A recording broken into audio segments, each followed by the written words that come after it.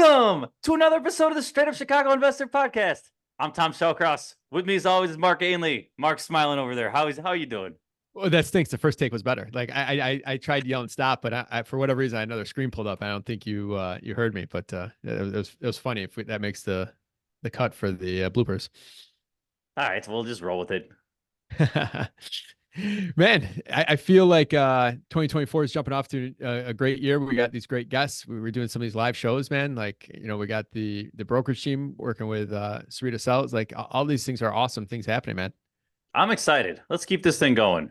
Yeah, no, the different. I'm excited about getting. It's cold right now, man. Like, I'm excited about getting back out there to some of these spring and summer events that we're gonna be part of. So, I know people keep asking me when the next event is. The other thing too is like you're starting to see some fall off already with agents and investors, and it's kind of like, I don't know. This is completely anecdotal, but you go to meetups and it's like, all right, these are people who are serious, right? It might have been 50 people down to 30, but it's like I'd rather be in that room with people who are, it's time to go. The Selbakovic line. It's time for serious people. Yeah. Yep. I love it. So, man, this episode's awesome. Man, we finally talk about bugs. Yeah, can you believe we made this many episodes and we haven't had someone on this topic? I prepared for this one, and I think I prepared. It only took me about 20 minutes, but I had about 2 pages worth of questions, and I think we only got through about a quarter of them. So we're gonna have to her back on or do something more with her on this topic. Yeah, absolutely. So let's jump in. What's the housing provider tip of the week? All right, along the lines of pest control, your gaps in your house all around, anywhere you have pipes coming in, or you have the ventilation coming off the roof, or in your eaves around your gutters, like anywhere that there's potential gaps, seal them up. And I know from my personal experience, I've looked at gaps and said I'll take care of it later, and then all of a sudden I have mice in my attic, or I have, God forbid, you get raccoons in your attic, or we talked a little bit about bats today. Like, you get these things in there, they are not. It's not inexpensive to get rid of them if you're going to do it the right way. So make sure all your apps, there's also the energy efficiency side of this conversation as well too, but make sure everything, you got things caulked, you got things, your gaps closed off, you got your trim, especially when your trim's starting to get older and it's starting to rot. It might only take a few different pokes from a rat or some sort of animal to get through it. When you have wood rot, it gets weaker. So make sure you take care of your outside to prevent future issues as a preventive maintenance. I like it. Let's jump in. Who's our guest today? Man, today's client is from Rose Pest Rose Pest Solutions. I know a lot of you guys out there use Rose. I know we use them for part of our portfolio, but she's a familiar face around Chicago. She heads up the marketing team. She's been doing this with Rose for 18 years and has loved bugs for decades plus. She's on Home Sweet Home WGN Radio. You could check her out there. That's one of the places I originally found her before meeting her at a networking event in the last few months. But today's guest just packs so much information. Without further ado, I want to introduce Janelle Iaccino.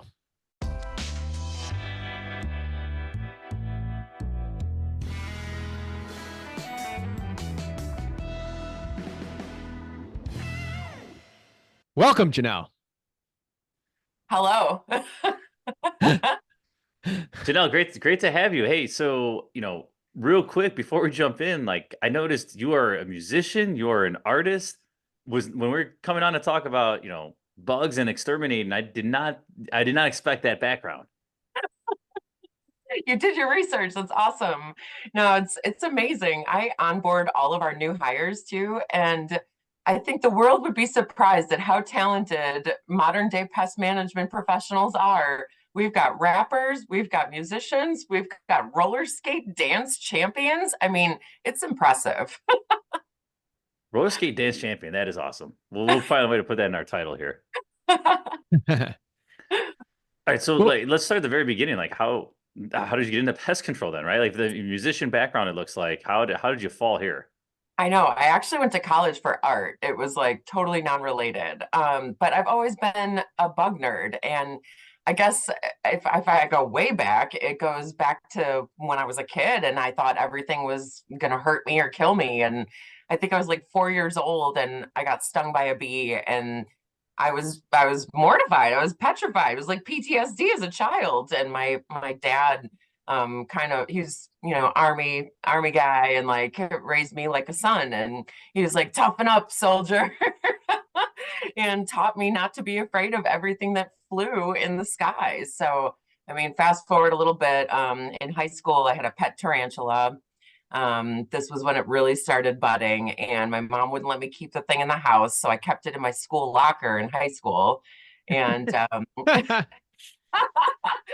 that would cause some attention here and there, yeah. But yeah, I've always just been a nature nerd, and I love animals, and insects count as animals, so I guess it's on brand.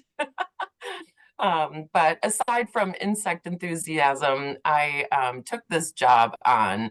Well, it was supposed to be like a part-time phone answering job in the summer in 2005. And after that summer, I realized this is not a summer gig. This is a lifelong journey. So I'm going on my 19th year working for Rose Pest Solutions, and I've worn a lot of hats. I currently hold the title of marketing director, and I'm the voice and face of the company. And you do an amazing job at all that. Just even before I researched for the show, you're on my radar for many years. I think I should reach out to you, and I was ineffective in doing so, but you and me bumped into each other at a networking event, so it worked out great. I knew Yeah, exactly who you were, and that means that you're doing an awesome job. So you cool. you've been there 19 years. The company is much older than that. Maybe give some historical context. Because I heard some crazy facts when I was researching you that might make people laugh or be amazed by. It's kind of incredible, and to have so many pieces of history that we know about too. We date back to 1860. That was like the first date record in a book that we could find. It may have been a couple years before that, but Solomon Rose was a chemist in back in that time, and he was the one who created arsenic. And I'm sure we all know that that's not, commonly used these days Yeah, yeah. because of A little more some organics these issues. days. Yeah, it's a little too effective. But Rose's very first client was actually Abraham Lincoln. It was during the Civil War, and we had Union Army soldiers getting bitten by rats in tent camps, and this was in Cincinnati, Ohio. And Solomon Rose was contracted to come in there and protect these soldiers. So we can literally say that Rose has been controlling rats in the US longer than any other pest company, which is kind of amazing. But it evolved from there, obviously. Solomon Rose's son, Daniel, was more of a businessman, and he opened operations from New Jersey all the way to San Francisco in the early 1900s. And Chicago has always been headquarters for the whole entire Rose operation. So we just remodeled our Wicker Park historical office. If you guys have ever been on North Avenue in Wicker Park, you've driven by it, I'm sure. But that's where Grandfather Dole's office used to be upstairs, and it's a multi-generational family establishment at this point. That's That's awesome, awesome. man. So just you get involved, you have this history, you're just answering phones at this time. Talk about just the personal side of, okay, I want to do this. I'm going to jump all in. Cause I think that resonates with a lot of our listeners. They might be joining a Yeah, property management company or an agent, and seeing like, okay, like so many people think of the next 30 days, the next year, but like think of it in decades. Like it's to steal from Alex Hormozy. Like think of the yeah. next 10 years. Like how talk us through that process.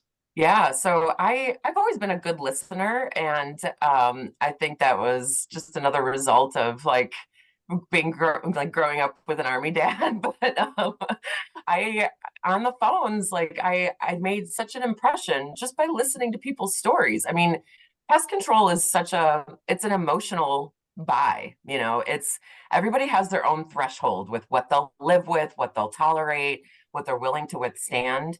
And I learned that really quick because I would have some customers that would call and be like, I don't care what this is, get it out of my house. But then I'd have other customers who would like cry on the phone and be like, this is affecting my sleep. And I wanted to hear all those stories. And I took that one step further by joining my coworkers in the field and riding along with them and learning really all the angles of the job and how it's so important to adjust ourselves to people's needs. And I think that no matter how big we grow, no matter how old of a company we are, it's still so important to us. And this is part of our culture at Rose is that from day one, like we care and we want to help resolve the problem at the root instead of just getting you off the phone quick. It's just a totally different vibe.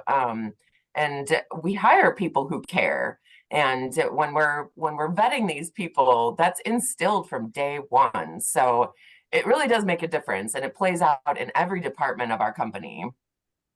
Well, we are a client of Rose Pest Control. We work with probably about 7 or 8 different pest control companies for one reason or another, but it's very obvious your guys' culture, how it bleeds through all the way to the phone call that your tech makes to us when they're standing outside the door. Like it's not saying that any of our other companies we work with aren't great, but your guys' culture definitely bleeds through. So it's I could definitely speak to that. Great to hear. It's I in all these years that I've worked for the company too, I've gotten to know a lot of my coworkers and a lot of the seasoned ones, of course, too. And we have a lot of employees who come from other pest control companies, and for one reason or another, they left, or and found their home with us, and we're happy about that. But they all share that same passion that I have, that I illustrate, and it makes a difference because even on the level that I work at, if I get a text message from a personal contact and they have ants, like I'm gonna make sure that that gets handled. Like I have everyone's cell phone numbers, and like we get it done, but we get it done right. And we're not perpetuating a problem. We want to solve it, and I think that really makes a difference. But that's great to hear that feedback from you. Thank you, Mark. Before we jump into more specific, I have some questions. I'm sure you have plenty to give us. You guys were talking about some rat hole in before this. I don't know the Village, story. yeah. I'm sure our listeners would love this. Like, what is this? What's the story? It's amazing to me what goes viral. I right now there's some like cement imprint in the Roscoe Village neighborhood of Chicago, that is going viral, and some comedian pointed it out, and I watched an interview with him, and he's like, I'm unfortunately now like the rat guy. Like I was like, I should reach out to the guy and be like, hey, it's okay, I'm the rat lady. But yeah, it's just literally like they must have had some sidewalk pour happen, and then this imprint happen. I mean, we see it all the time, but I think what's amazing is that people and rats are a different level. Like the rats specifically are one of those trigger pests that can unlock memories in people that and it's a very sensitive subject. So but I actually have a high school friend who lives on the same block that this rat imprint in the cement is going viral over. And she reached out to me this week, and she was like, okay, I had to come to the source. We've thought this was a squirrel this whole time. So what is it really?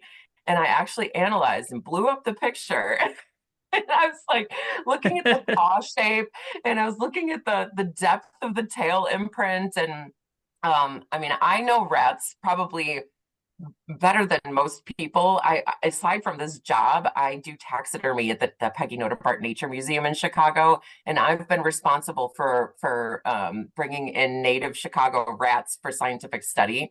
So I'm like in these rats like you wouldn't believe, and so I was like, "That's a rat. That is not a squirrel." But I think people are so like they're so interested because you hardly ever see rats. I mean, they do come out broad daylight, right? Sometimes in Chicago, but it's one of those like mysterious pests. Like they're always lurking, but it's rare to see them. And then when you get to actually see some sign of them up close, it's like, wait a minute, what? You see their holes, like when we're walking along the side of the garage, or you see some burrow. It's like, oh man, like I wonder what's really down that hole right now. Like I've always How like, many of them? yeah, how And many are like, really down there? Can they see me? Like, well, and my comments are, okay, do people realize like rats are excellent jumpers? They're excellent climbers. They can scale a building at a 90-degree angle. So if you have a multi-level apartment building, if you're a property manager and you've got someone on the third floor complaining of mice or rats, but not on the first floor, it's very possible because they can climb like you wouldn't believe. And they're great swimmers too. So when our streets get flooded in Chicago after rains or after, melting snow situations, that is not going to stop a rat. So I think there's a lot of talk about like, well, how did this rat land in the concrete like this? Because it's like literally, you got to see the picture. It's spread eagle. Um, it's like it probably dropped down from a tree or jumped from a building, honestly. And it's people don't realize how skilled they are at these things. We'll have to post it with a preview clip of the show coming up for you. So for sure. Well, let's dive right in there. I have some other things, but you kind of gave a good gateway into rats. Like, Yeah. it's funny you said that. I never really thought about it. You never really see rats. I have two ball pythons, so I see rats all the time. Every Monday, I see two rats. Oh, wow. But those are much different than the city rats. They're white, And right? You get them from the pet store. yeah, they seem a little friendly. They're almost just like grandpa mice's mouses, whatever. So they're not as scary to me. But we manage 1,500 units. You get you're on the front lines. Tom's got hundreds of units with like this is one of those things that people are always calling back up about and freaking out. Yeah, They might not even know if it's a rat or if it's a mouse. Like, so I kind of know. talk to us first from a real estate investor mindset of like things we should know more about rats and managing and residents and so forth. But love to hear Yeah. some. I think that the most important thing is they are not just a nuisance. They're not just a structural threat. They are a public health threat. And they spread over 30 viruses and bacteria. And not to mention the parasites, ticks, fleas, worms. I mean, they're not good to have around. So if you have tenants, if you have buildings as a property manager, teach your tenants, if you see something, tell me, because that's the number one thing, being diligent about reporting them. I don't know if you guys saw that the budget was released for this year for sanitation and rodent abatement. It's a huge budget this year because we've been 9 years in a row, we're the rattiest city. And that's another thing that people are always like, how are we worse than New York? But you're not comparing apples to apples. They don't have alleys, they don't have places for them to hide. We do in Chicago. And not to mention like all the glorious food opportunities for them. But they in an urban setting, rats will always take advantage of human behavior. And it's just something you have to live with and protect your property against. They will chew through concrete, they will chew through car wires, they will chew through electrical wires, cable wires. I mean, if you have a property that's attractive to a rat, they're going to tell their friends, they're going to tell future generations. It's you got if you at the first sighting, you have to have a good communication system with your tenants, have a good reporting system, and then have a trustworthy pest management person on your side that you can literally text pictures to or call and be like, hey, we got another one, we need your help. It's so important as a property manager to have someone like our experts on your side because of all the things that could come up. I mean, we're talking about rats right now, but there's a bed bug influx happening right now too. And I know that's a lot of property managers' nightmares too. So, Well, we're going to go through some myth busting today. All right. Because there's a yes. lot of things that, believe it or not, this will be somewhere episode 270, 280. And we've never had these type of conversation on. So this is like pent up demand at this point. So, rats and cats. Is there, to me, I always seen a non-official correlation between the more cats I have, the less rats I have. Is that true? Yeah, so rats are the prey of cats naturally. In nature, cats prey on rats and rodents. And so, and I don't know if you guys know that there's like a feral cat rental program that Chicago has that where you can actually rent a feral cat that they like would otherwise just be a stray cat. And they put them to work. And what they do, they don't eat these rats. What they're doing is they're just marking their territory, and the smell of the urine deters the rats because they don't want to be near predators. It makes perfect sense. But on that note, too, there have been more sightings of coyote in Chicago and in the suburbs. And we think that there's a direct correlation between the increase in rodent populations and rabbits and things like that with the influx of coyote populations, too. So it's all part of that cycle of life. So there's cats for hire. Make sure I heard that right. I could literally go pay a per month or per fee and tell my address and like, Yep.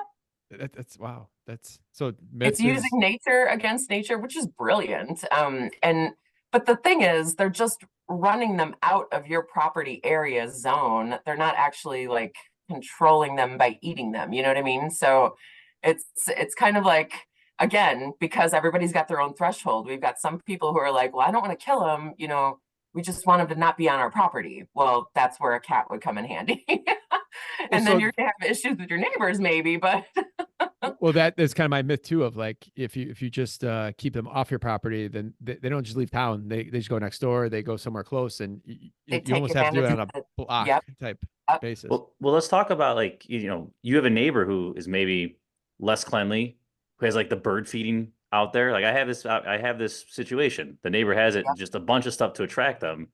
And so I'm putting up Yep. my defense all day because of him. Like, what Yeah. are some tips there? I think I've dealt with this in a lot of suburbs too, but and also on various other levels with like beekeeping and whatnot too. But I think, if you're not on speaking terms with your neighbor and you can't have a civil conversation about the cause and effect of the situation, you got to get an alderman involved. You got to get the city involved. There's 311 that can be used to report these things too. Sometimes it's out of our hands. Sometimes you'll have an empty, abandoned lot next to your house, and or sometimes it's an open field. Like this is just part of nature and what we have to deal with. So there are things that you can go to as resources to report these things, but really when it's a neighbor's property, it's kind of out of your hands. And like it's a catch 22, because if the source is coming from there, but it's out of your control, what can you really do? You can just defend as much as possible, but the problem is perpetuated. So it's a sticky situation that we hate when that comes up, but yeah, you got to just keep working at it and try to just reach the right person. I got a guy now that'll get you a cat. Don't worry, I got you. There we go. I got a guy. Well, so this is more of the science part of it. Like, do rats serve any positive purpose, like to being in our environment? Is there any spin we could put on this to like, I if there's mean, not many Yeah, rats, it's Janelle not a needs a bad thing? job. What are you talking about? they're food sources. They're food sources for other animals. Oh, Unfortunately, like that's their purpose in the food chain. Just like, when we talk about mosquitoes, because like nobody likes those, right?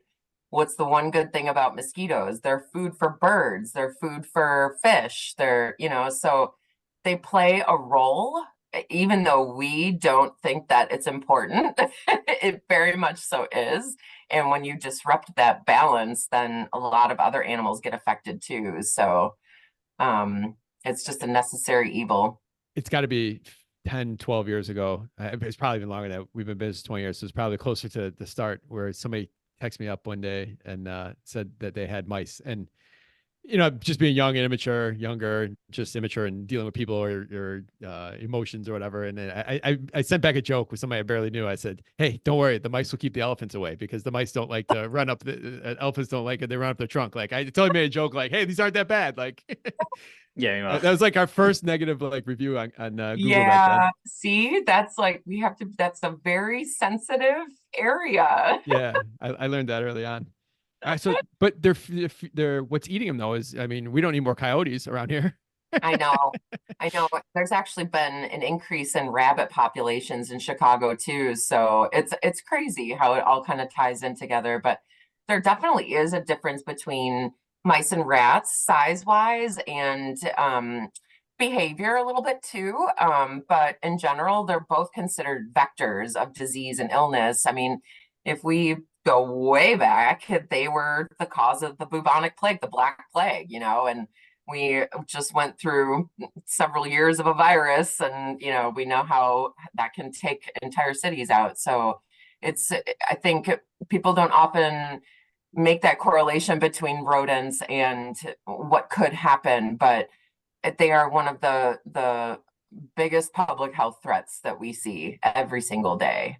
And one of the biggest objectives for us is to protect our food sources. I mean, I can't tell you how many, restaurant and food manufacturing businesses that are clients of ours. And if you go to a restaurant and you don't get sick, that could be because of your pest management professional taking care of that restaurant, but we're like more of behind the scenes, like why people don't get sick. We're doing the dirty work out there. You mentioned before that the cities up their budget to handle this. Are there other cities around the country that just are able to eradicate the problem altogether? Like, is there ratless cities, or is this more of a control than it is an eliminate? I'm not familiar with other cities. I mean, I live in Chicago, so that's where I spend most of my research and time with all of that. But we are good friends with Bobby Corrigan, who is known as the Rat Whisperer. He's a expert rodentologist. He teaches our staff really important trends and things that he sees, but he's based in New York. So it's interesting to hear his reports because they don't have alleys, like I said. They don't they just like put their garbage in the streets for pickup, and they have a different species of rat called the roof rat that actually takes advantage of the higher building levels too. So, and we don't have those here too. I mean, it's very rare that we see one, but again, not apples to apples, but we can take bits and pieces of all this, and that's ultimately how I think our mayor was like, okay, we need to do something. Like, it's not good to be in the spotlight this many years in a row for something this terrible. Well, one more rat question. We'll move on.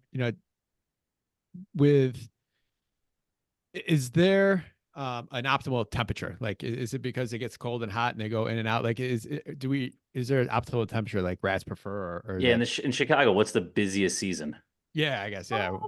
Well, I can answer that a couple different ways. The season where we get the most reports of sightings is probably in the winter because people are paying attention more to that. We might be, just like us, when it gets cold, we want to be inside and cozy, and so do the rodents. And I think that's when they start to retreat to internal structures and get into buildings and stuff. That's where we start to see an influx of calls and reports.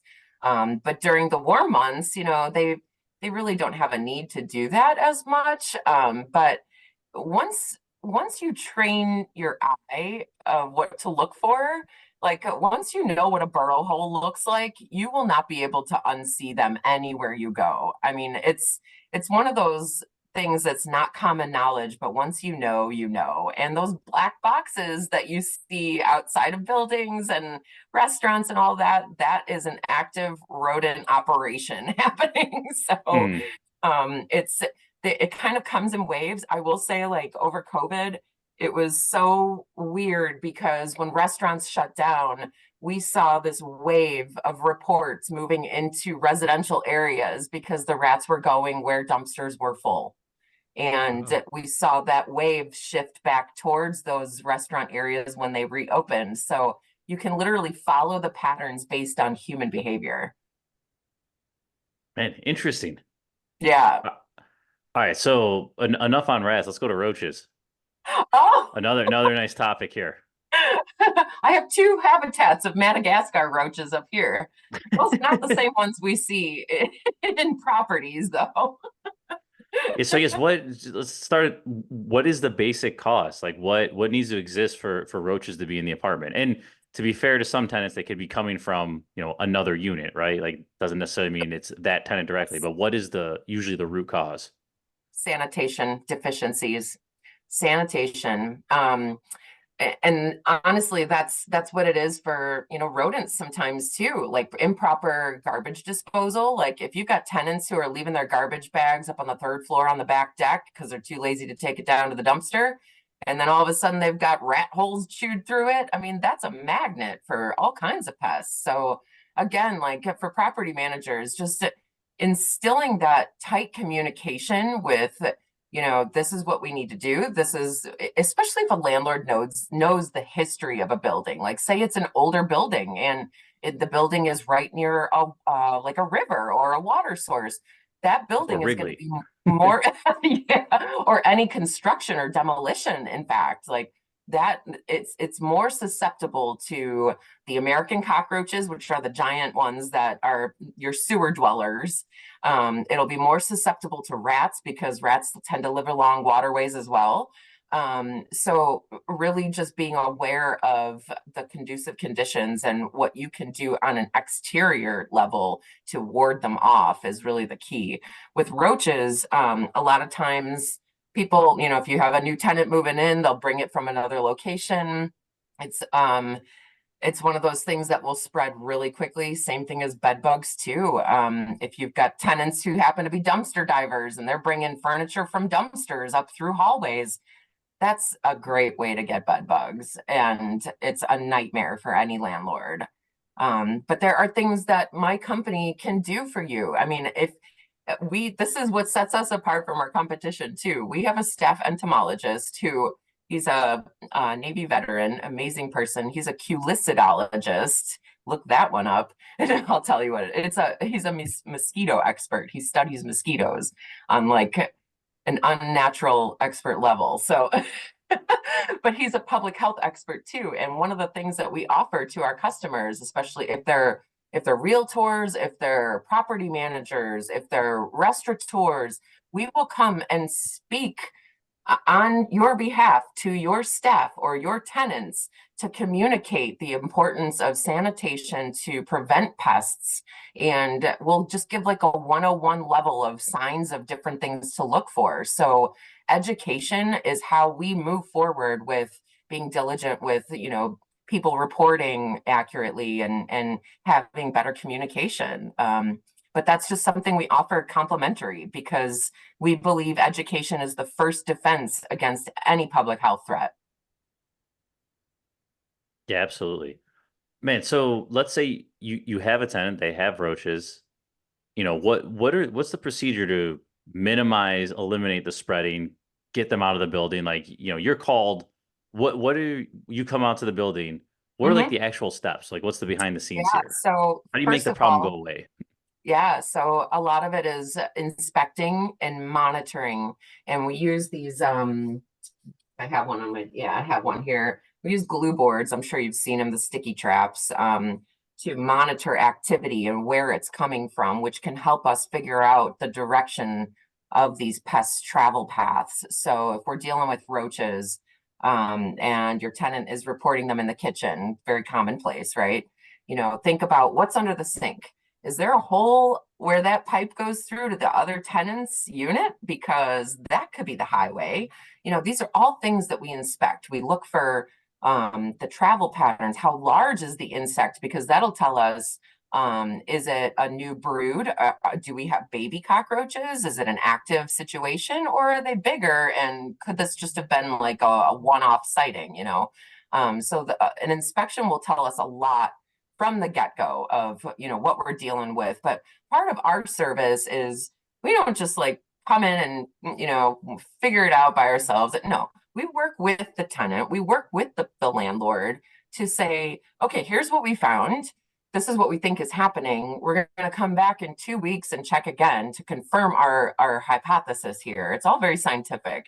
And we go through the measures with you guys to say, okay, to prevent this from happening again, keep the dishes out of the sink, make sure your floors are clean, don't leave pizza boxes open on the stove, that kind of stuff. We go through all of those best practices so that we can educate the tenant on what to do, because they might not know. They might not know. And, we're fair about that. Education is for everyone. So, again, it's just really like communication. It's the number one thing. Feel free. I know you have to have some crazy messed up stories. Cool, bad, disgusting, whatever. Like throughout this conversation, feel free to jump in with anything you got, because our listeners do like messed up stuff. So like, well, since Like, you invited just put your food the down story, before listening.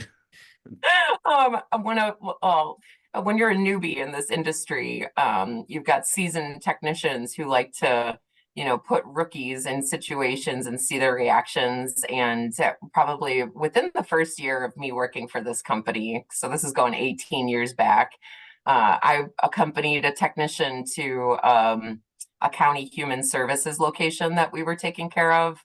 And it was really it was kind of a sad situation. It was a disabled person, they had a caregiver, but I never felt like I had walked into a horror flick more than that moment when we knocked on the door. The caregiver answered, and we stepped back a little bit just to give some space between the homeowner and us, right? And as she opened the door, it was literally raining cockroaches inside the apartment, in the door frame, and I couldn't go inside. I was like, I don't have a head covering. Like I had shoe coverings and I had like coveralls on, but I was like, I can't do it. And the technician who was training me or teaching me, like taking me around that day, was just back laughing, laughing. Like, this isn't funny. It's so But that was one of those situations where like this person literally can't bend over to pick things up off the floor. So they needed not only a caregiver, but a housekeeper too to manage the sanitation if we wanted to put a dent in that cockroach population. So it's there are levels to it for sure. But my best advice to anybody is at the first sighting, at the first guess, like if you see a bug and you have no idea what it is, call somebody, tell somebody, because one could turn into thousands really quickly, especially if you're dealing with roaches and bed bugs. All right, here's another myth. Roaches can't live in vacant or can't survive long in vacant units. Good one. So, okay, here's some weird facts about roaches. They can live without a head for 5 days, okay?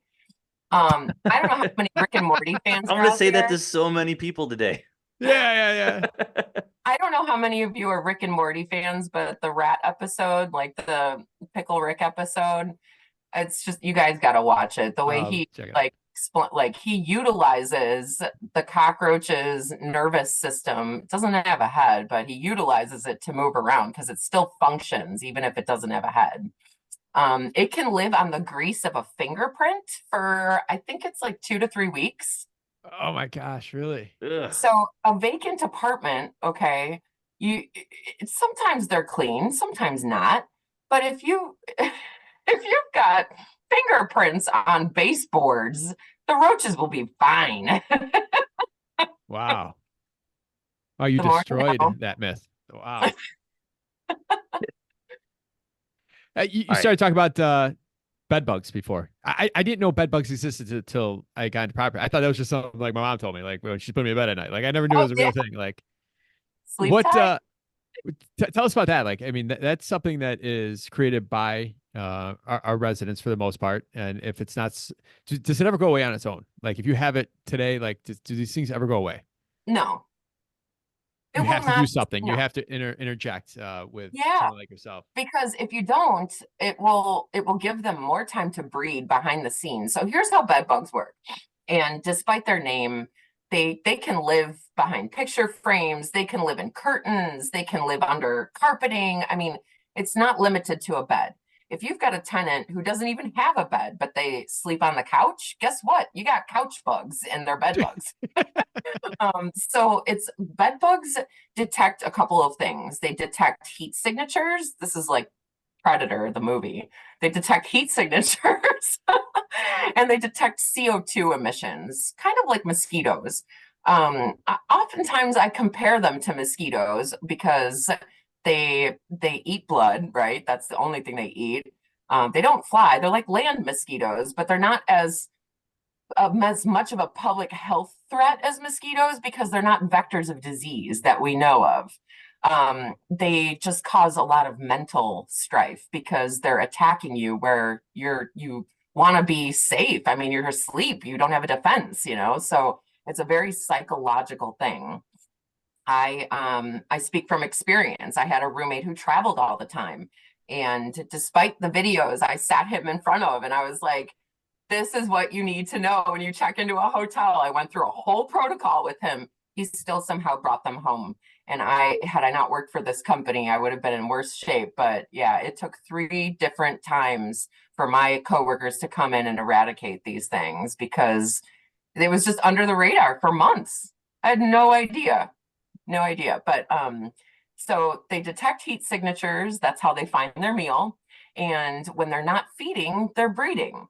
And in order to breed, the females have to take a blood meal. So if you have active bed bugs, and you have bites, that's one of the signs that tenants will alert their landlords of if they notice bites. That's one of the telltale signs. But we're not doctors, and everybody reacts differently with their skin allergies or sensitivities. So we cannot technically look at a bite and be like, that's a bed bug. We have to physically see the bugs when we come and do an inspection to verify that there is a presence or not. Because oftentimes, too, it's confused with fleas. It might be confused with other things. So again, the inspection is the most important thing. Um, and be careful, because there's a lot of companies out there that, will say that they use all this technology and we have bed bug sniffing dogs and all this stuff. And it might be like a wow factor at first, but really at the end of the day, a trained human eye is more accurate than any other device to detect bed bugs at this point. So I'd again, rather work with a company that worked with Abraham Lincoln than that has a bed bug dog. well, and what's interesting is like bed bugs were surging in the 50s. I mean, I've done some research as I've been blogging about bed bugs over the years for our blog, which by the way has tons of really great content for anybody listening who wants to dive deeper into anything I've mentioned. It's a gold mine. But I did some research, and Dr. Seuss had ads in newspapers in like the 40s and 50s for a product to kill bed bugs. And it was really catchy. They're kind of cute looking, not really, but yeah. And I also found a lot of like black and white photos of mothers with infants in cribs, and they've got this big canister just right over the baby, and they're like, "Here we go, sleep tight." And it's like, but like it's not like that anymore whatsoever. And I don't know how anybody survived that stuff, but Rose has been there through all these waves of bed bugs over time, which gives us kind of a leg up. But it's really just because of increased travel and heavily populated areas. So the city is more of a target than a suburban area because of all the foot traffic and all the travel and tourists. And that's just what it is. Like they're hitchhikers. They move around on people's belongings, on people's persons. I just went through a whole thing about holiday parties. Like if you host a Christmas dinner, usually you have your guests put their coats on the bed. Well, guess what? People are rethinking that because that's a great way to get bed bugs. So there's a lot of things that people just don't know are best practices, and that's what we're here for. So myth, you could Yeah. find a formula, a bed bug myth. You could find a formula online, and typically that's something you could do at a DIY solution. No, there's nothing out there that exists outside of some sort of professional service. Oh, it's so frightening how much misinformation is out there. I've seen, claims that if you mix up, boric acid with vinegar and blah blah blah, or like use peppermint oil. No. These bed bugs are a different level of insect. It's a parasitic insect. And what that means is that they're they live off of a human well, not just human, warm-blooded host, because dogs and cats or animals could be affected too. I think the origin of the bed bug is actually caves back, however many hundreds of years ago, and they fed on bats. So it's not just limited to humans, but they're parasitic. They need a blood meal to survive. But what's interesting is that they can go like 18 months without a blood meal. So again, to your point about like, oh, it'll just go away. No, don't think that, because if they retreat into the walls where they're breeding most of the time, like they'll breed in private where you can't find them or can't see them, and then they come out for their blood meals. But So like humans. Yeah. but if you don't see them anymore, don't think they're gone. They're just hiding, and the next time you see them, they could be more abundant. So don't sleep on it. You got to report it, get something done. All right. So you mentioned when you travel, the hotel protocol. I want to hear this. I want I to start actually implementing this in my travels. I actually am going to be making a movie this year, a little video about it, because it's just I think it'd be so helpful. Hotels don't really have bathtubs anymore. I travel we have 13 locations, so I travel all over the Midwest when I work in our different offices and stuff. And my first protocol is when I check in, I don't even bring my bags or anything. I leave them in the car. I get the key. I go check out the room. I use my cell phone flashlight. I'm peeling back the cut, like all the corners of the bed. I'm lifting the mattress, looking under the mattress for things like dark flecks that look like if you were to spill out a pepper shaker, that's what these flecks look like. That's their fecal deposits. And as bed bugs, as they walk and as they feed, they also defecate. So a couple of telltale signs, not only the dark flecks, but You know, if you do have bites, bed bugs tend to bite in a linear pattern, meaning, you know, think about how you lay on a bed. I'm a side sleeper. So like, you know, you might have bites on this side of your body if that's the side you sleep on, but not this side.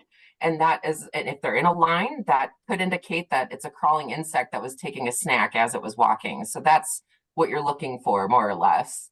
Sorry, cat entered. I see one of those cats attacking those rats out there. What's the sign? It says for rent on it. Yeah. Wow. So now that protocol, though, I imagine that's good advice for a landlord that walks into someone that's reporting it. That could be similar. Right, right. And well, and also like look behind the headboard, look in the drawers, any proximity, usually it's within like 15 feet of where their blood meal is that they're going to be hiding. So That sounds nightstand nasty. drawers, behind picture frames, in the alarm clock, even light switch plates, things like that. Those are all very, I have a diagram on our website too of like key places to look, like for landlords if they want to check that out too. But even in like the fabric of a lampshade, they like creases, and they're thigmotropic, which means, and roaches are too. This word thigmotropic means they like to be touching on all sides. It's just like a social habit of theirs. And so they'll often wedge their bodies in between the seams of the mattress, which you've probably heard before, and the lip of a cushion on a chair, things like that. So those are your key areas that you're going to look for signs for sure. But if you don't want to do that yourself, that's what we're here for. I'm itchy. This Our episode's making me itchy. our bed bug inspections are free. Like because we want to confirm them, you know. So if any of your listeners have properties and there's a suspicion, it's no charge for them to just have us come and look. We would rather give them peace of mind and confirm or deny. You know what I mean? Well, I imagine, especially in the multi side of things, it's cheaper than to handle it, to nip it in one, even though that might be painful to write that check versus having to do 3 or 4 units because it's spread. Exactly. Yeah. I got another myth for you, and you kind of alluded to it earlier. So, you know, a lot of times you hear the wives' tale of, you know, spices can repel certain pests away, or vinegar. Is there any? I know that's not a solution, but is there any truth to any of that? Well, so I'm wondering if you are you talking about fruit flies and vinegar, or specifically vinegar in general? No, just in general. Okay, so because I know, I mean, vinegar is a great floor cleaner, and you know, my grandma used those. She washed the floor on her hands and knees, and that's fine. When people start saying they're pouring cinnamon out on the floor in the kitchen, or they're using, you know, they don't like rice mixed with, it's like, stop, just stop. I've got a lot of like, even my landlord, he doesn't like to spend money. And whenever I've taken care of the rats in the back, he's like, oh, back in the day, he's an older guy too. He's like, back in the day, we used to mix concrete with oatmeal. And it's like, And just glass. he did that. And then there's glass all over the place. Cause guess what? These rats know what's up. They're gonna throw that glass right out, and then someone's gonna get hurt. So we've witnessed all of these things, and I've taken pictures and shown him along the way to teach him, but he's still like, oh, we should just mix up this. But just stop. Don't try it yourself. There's a lot of garbage on the internet that you read. And I know people want to be natural and they're afraid of chemicals, but guess what? Your dishwashing detergent is probably more harmful than most of the stuff that we use for ants and roaches and all that stuff, anyways, because most people think exterminator, pest control, you're going to fumigate or bomb the place. No, that's not what it's like anymore. We have specifically formulated products. Like, think of it like a doctor, okay? When you go to a doctor with an illness, he prescribes a medicine. When we come out and observe a situation, we prescribe a treatment, which may include a product specifically formulated for the bio, you know, realm of that insect, but it's not, it's a fraction of the total package of what you get when you hire a professional pest management person, because you're getting the trained eye, you're getting the knowledge and education, you're getting the experience of dealing with these things, you know, for years and years. I mean, there's levels to it, like I've mentioned on a couple of other things. 2 more myths, and then we'll get towards wrapping. Termites, they don't exist in Chicago because it's too cold in the winter. OMG. You guys, I can't tell you, there's not a day that goes by that we don't find termites in Chicago. I would love to like come back on this show with one of my termite experts to further debunk some termite myths because people think that they're just not here. Oh, there's so much concrete in the city. Okay, let's talk about what termites eat first of all. And I also have a termite colony up here just for observation purposes. Um, um, termites eat cellulose, okay? That's the only thing they eat. What is cellulose? It could be wood, it could be paper, it could be denim, it could be books, cardboard, drywall. It could be so many things. So even if your house is brick, guess what? You still have wood and drywall on the inside. And the termites that are in Chicagoland are subterranean. They mostly live underground. It's when we stir them up with, new development or remodeling or demolition, or, maybe there's some kind of weather trigger that causes them to get flooded out of their colonies. That's where it becomes a structural issue, because if you've got a crack in the foundation or some kind of deficiency from the ground level, that's like an open invitation for those kinds of pests. We have found termites on the 32nd floor of a high rise. We have found termites in schools. We have found termites in daycares. It's just unbelievable how people just think that they don't exist. And I can show you pictures all day, every day that they do. I've actually seen home inspectors miss it, like, or miss the signs, right? They might not be able to, but missing the I'm signs. glad you mentioned that. What are the signs?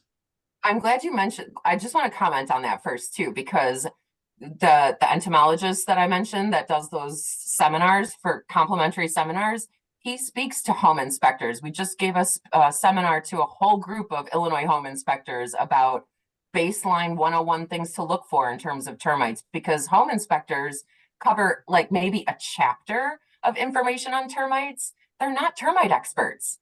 If you are an investor in a property, it would behoove you to pay the $250 to get that termite inspection, because guess what? Your insurance policy probably doesn't cover their damage, and it is more likely to happen than you would believe.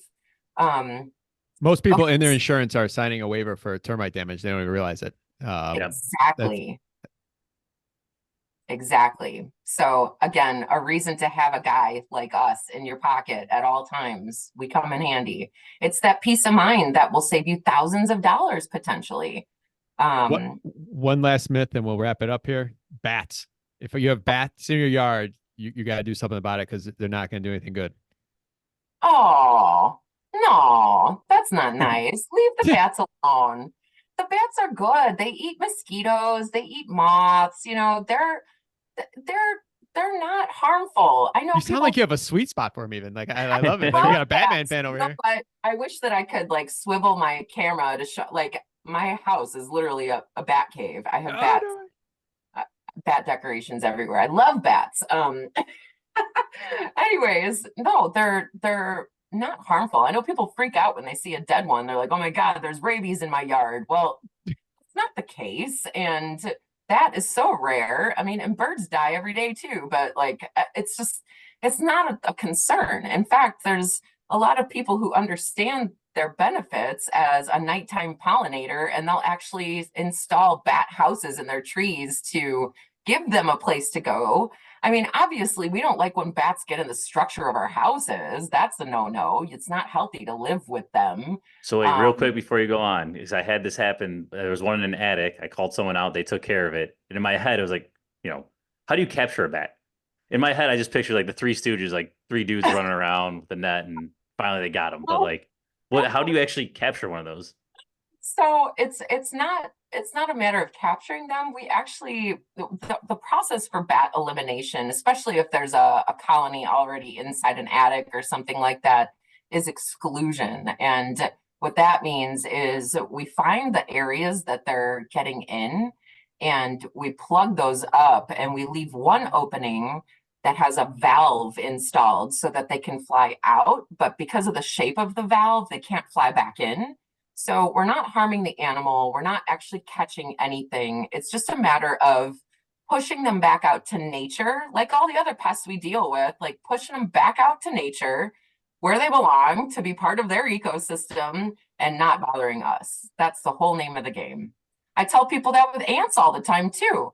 Ants, you know, you might not think they're harmful if you see them on the kitchen counter, but you don't know what's behind that wall. You don't know if these are a carpenter ant colony. You don't know if it's an odorous house ant colony that's eating away at the structure. So again, just reason to give someone a call who knows their stuff and take a look.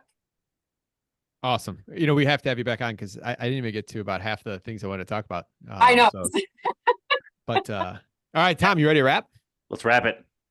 All right, Janelle, we got some questions here for you. What's your competitive advantage? How have you been able to be so successful, going so deep, while others wish they had your level of expertise? I mean, I guess I'm just my philosophy is I'm just being me, and I'm particularly passionate about helping people through things that they might not understand. And I think that because that's our culture at Rose, that's what really separates us from the others out there. All right. What is one piece of advice you would tell someone that is yet to buy their first property here in Chicago? Oh, get a termite inspection. Even if you're not getting a VA loan. Yeah, exactly. But not just a general peace of mind inspection, because think about it too, like when you buy a used car, you don't know what problems you're inheriting from that other owner. And if that previous owner had bed bugs and you know that's been vacant for months, like okay, you don't know that. You don't know the difference. You might be moving into something that could be a nightmare down the line. So get a peace of mind inspection. It is worth every penny. All right, I'm excited and scared to ask this question. What do you do for fun? Let's see. I like seeing live music, of course, and I'm a foodie, so there's lots of fun places for me to try different foods. But I like to travel too. Italy is my Tom's next question is, what's your favorite venue in Chicago? Oh, this is a good one. I have a couple, but I would have to say the Vic is one of my favorite Yes, sir. Yes. the first place I saw a show as a teenager, and it was just awesome. At any time I can go down Belmont or Addison, I'll go down Belmont going that far east. Just like, let's go take a peek at this out the right side of my window. Was I right, Tom? Were you thinking that? What's up? That question, were you thinking that? Oh, yeah. I wasn't going to ask it because you make fun of me. I live right by the Green Mill. The Green Mill is great too. I love that place. There's a blind organist that plays there during the week, and he's just phenomenal. Highly recommend. All right. All right. What is a good book, podcast, or self-development activity that you'd recommend to our listeners? Ooh, journaling, self-development, journaling, practicing gratitude every day, because there are small wins, and you know it's easy to focus on the negative, but it's much more rewarding to focus on the positive. And journaling, definitely, even if it's just one or two sentences recapping the day, that practice has been great for me, and I highly recommend it for others. Awesome. Besides yourself or Rose, name one person in your local network you'd highly recommend to other investors as a quality resource. Ooh, my buddy Dennis Hike. He's a realtor in Wicker Park. He was just on the cover of the Real Producers magazine. Phenomenal guy and Irish Catholic. And he has just been an amazing resource and partner for us, I guess, just for building relationships. And I love partnering with people who have the same philosophy and values as us, and he nails it. So I can definitely connect you with him. Dennis is great. Well, shout out to Real Producers, because that's how we end up on here. So yeah, Andy Burton's the man. Yep. So, Janelle, thank you so much. You provided a ton of value to our listeners. How can they learn more about you? Is there any way they can provide value to you? So rosepestcontrol.com is the hub for all of our educational resources. If they want to reach out to me directly, they can just hit the contact form. What else did you ask me? Sorry. any way they can provide value to you. Oh, yeah.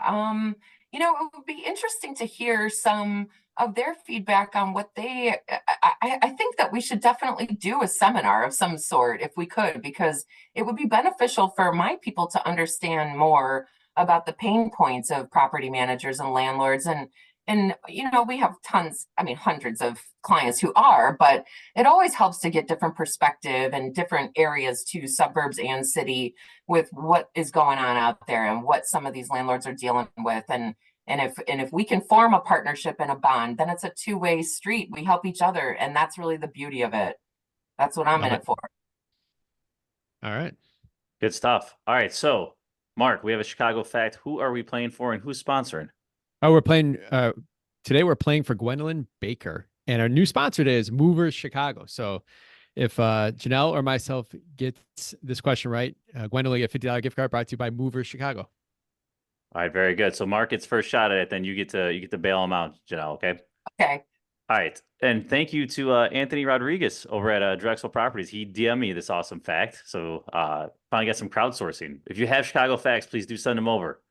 Take some things off my plate here. All right. Up until 1885, this building was the tallest building in Chicago.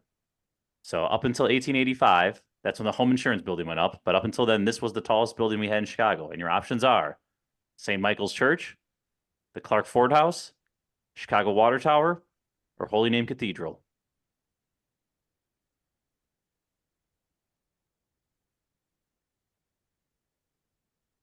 I was to say St. Michael's.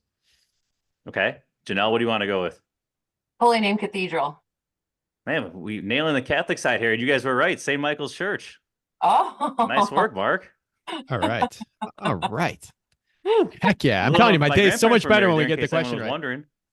Nice, nice. All right. Well, Gwendolyn, you have $50 gift card brought to you by Movers Chicago. Man, Janelle, we have to have you back on. That was awesome. We I have would to love to be back. figure out Yeah. how to team up and do some things together outside the podcast even too. Tom, thank you as always. Listeners, check out our new website. By the time this airs, straightupchicagoinvestor.com will have the new version rolled out with additional resources on there. And Ooh, that's a tough. I'm doing some math in my head. That's tight.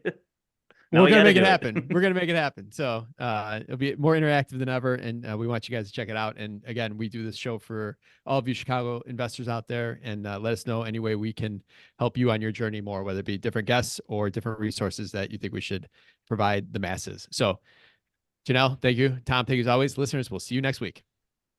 Thanks all. Thanks.